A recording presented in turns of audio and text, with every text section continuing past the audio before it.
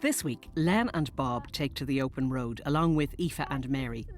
They aim to get away from it all and breathe some fresh country air. I'm going to be sick. Stop the car. Len, stop the car. But the unfortunate travellers seem to be going nowhere fast. Maybe it's time to ask for help or look for directions.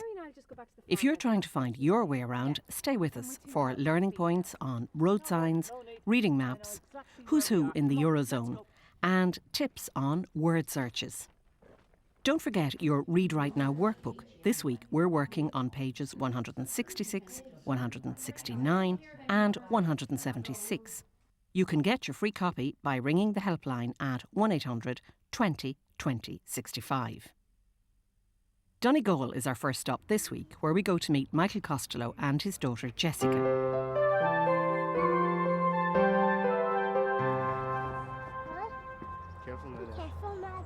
Careful now, Jessica. You go down the pub, Daddy. What? Jessica will be 4 at Christmas. We do spend a lot of time on the weekends together.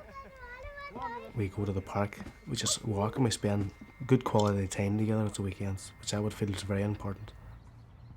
Jessica to me was very special in my life, I love her to bits and she's a wee dote. And that's how I started off with asking for the help. When I'd be reading stories to Jessica, I would have been improvising just on the picture end of it and what I had seen. I couldn't read the bottom print and I just improvised, and Jessica was a young baby at this particular stage and she didn't understand. But it was a niece of mine was reading her bedtime stories and she actually noticed that I wasn't actually reading from the book, and I felt very embarrassed at that particular stage, And my worry then was that when Jessica grows up, how am I going to help her with homework and reading and stuff like that, and I sort of knew then I needed to go and ask for a bit of help. During Michael's childhood, his family moved house several times. Starting again at different schools and always being the new boy meant that Michael had a lot to concentrate on besides his education. At a couple of moves at national school age, I would have felt that had a bit of an impact on my education, especially my early education. When we actually moved here to Donegal, I had a southern accent, The kids would have seen me as different, and I felt that it was very hard to mix in with other children at that particular age, and I became very withdrawn as such, very quiet. I was a bit slower than other people. Even then, the remedial teachers had picked up on that, and they sort of had pulled me to one side and put me into the classroom. They were trying to bring me along, and it became very frustrating if I was reading something. And because I couldn't understand maybe a sentence, that sort of the whole thing had went out the window. When people would actually buy something off me and they wanted their name and address written down, I used to be so terrified. I used to put the book down in front of them and hope and pray that they would have the sense to write their name and addresses on the book. Asking for the help was scary for me, making that decision. I was very nervous about actually making a phone call, and I'd done it. And once I actually asked somebody for the help, the network of support was fantastic. And I was set up then with a one-to-one tutor who was very, very helpful. I remember meeting her, I was very, very nervous about meeting her.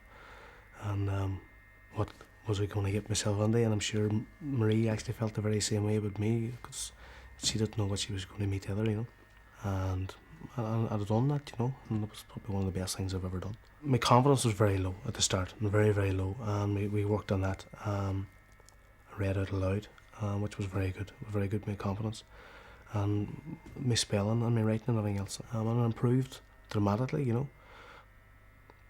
Marie would say it's because I put all the work into it, and I would say no, it's because you were pretty good as well, It was fun as well. It was nice we had a bit of a laugh, especially with some of the mistakes I would do, It was funny. Michael found that once he got the ball rolling, there was no shortage of help and encouragement available to him.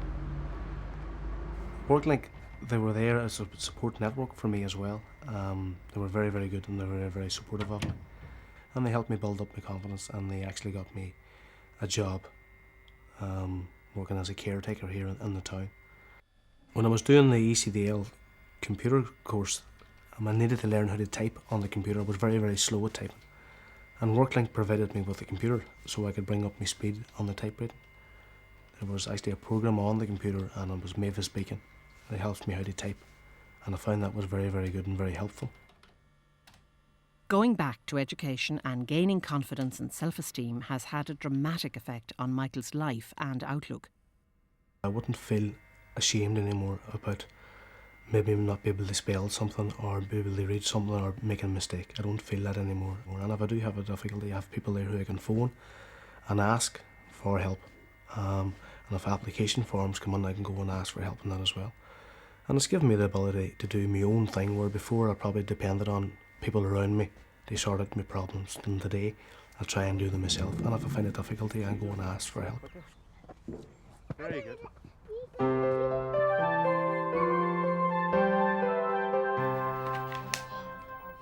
Len, I was thinking, maybe we should invite Bob and Mary over for dinner at the weekend, just to say thanks for all their help with the house.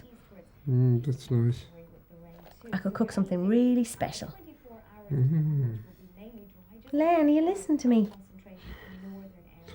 Sorry, love, what did you say?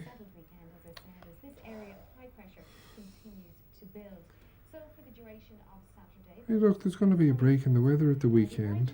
We should get Bob and Mary and go on a picnic. I have the company car. Len, have you listened to a word I've said? Oh, sorry, love, what did you say? Never mind. Actually, a picnic is a better idea if the weather's going to be nice. It's such a bad summer. You could go to Glendalough, somewhere not too far. Okay, I'll make a really special picnic. We'll have roast chicken with stuffing, homemade mayonnaise, wine. No, champagne. No, champagne. I can't drink and drive. The rest of us can have champagne. I'll bring lemonade for you. Oh, here, I better make a list. Give us a pen, will you? Lads, this isn't the road for Glendalough. Yeah, I know. We decided to take a more scenic route. Why does that make me nervous, Mary? I heard that. You've nothing to worry about, though. I've got a map. Now I'm nervous. It's a good job we're not trying to find a way around Spain. Have you been to Spain? No, we're hoping to go next year. Of course, it's all euros now. It's a lot easier. Yeah, the Euros are dead easy, aren't they? Then it's going to be the next right. Bob, darling, you sure you got that map the right way up? Ha ha ha. At present, there are 12 countries participating in the euro. They are Austria, Belgium, Finland, France, Germany, Greece, Ireland, Italy, Luxembourg, Portugal, Spain and the Netherlands. Together, these countries are known as the Eurozone. You can use your Irish euros in any country inside the Eurozone, so no more having to change your holiday spending money when you're going to Spain, France, Italy, or any of the Eurozone countries. The euro also makes it easier to compare prices because a leather purse you buy in Spain for €10, that's the same amount as €10 in Ireland, so there's no more trying to work out in your head how much you're really spending on all those holiday presents. Remember, though, that Denmark, Sweden and the United Kingdom have decided not to join the euro at present. So you'll still need to convert your euro into pound sterling if you're visiting, for example, Northern Ireland or any part of Britain.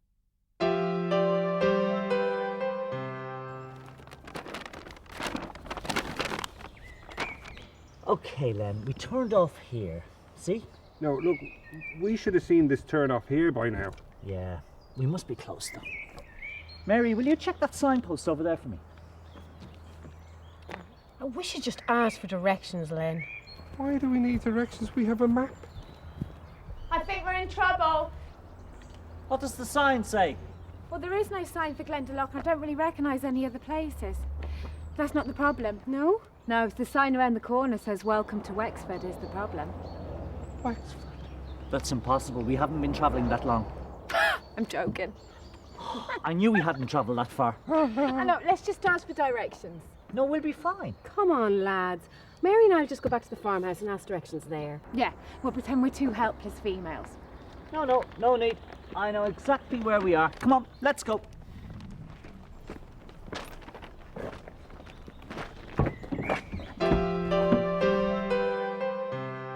Knowing how to read a map is a useful skill to have.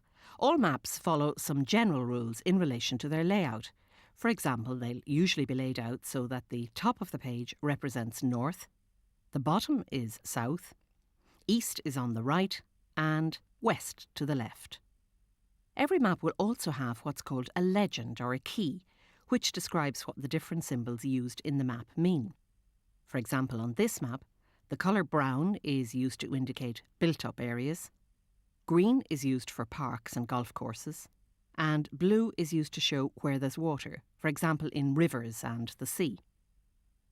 This map of Ireland shows some of the major rivers, roads and towns.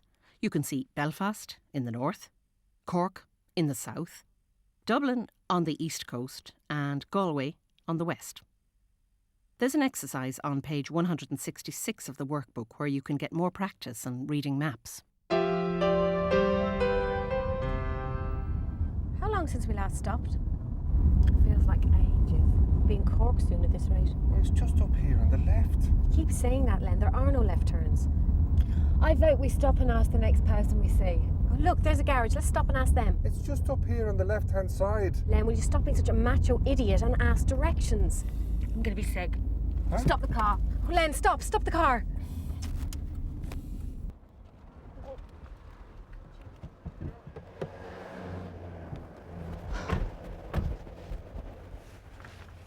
You're right.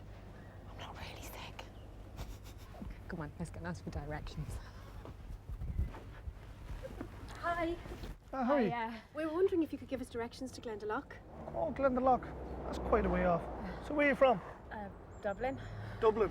Yeah. Got a bit lost on the country roads. Okay, it's simple enough. What you do is when you go to the garage, you take a right. You go straight through the village.